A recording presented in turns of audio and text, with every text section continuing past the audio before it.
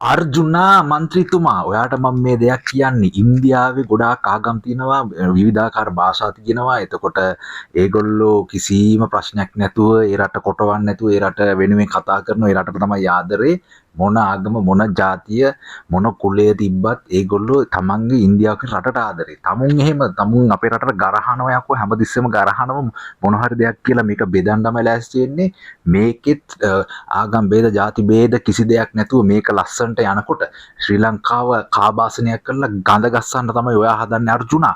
ඔයා නිකන් මේ වදම් පදම් දැන් ඔයා දීලා දැන්න ඔයා දැන් එක්ස්පයර්. හරිද? ඔයාගේ වදම් පදම් අපේ රටේ මිනිස්සු අහන්නෙත් නෑ. මේ එකක් මතක තියාගන්න අපි මිනිස්සුන්ගේ තියෙන හොඳකම නිසායි තාමත් ඔයා ඔහොම රගන්නේ කියන එක හොඳට මතක තියාගන්න. අපිව අපේ රට ශ්‍රී ලංකාව කියන රටේ කිසිම වෙලාවක ආගම් ಜಾති ભેද ඇති වෙන්න ඉඩ තියන්නේ නෑ මචං අර්ජුනා මන්ත්‍රීතුමා මතක තියාගන්න.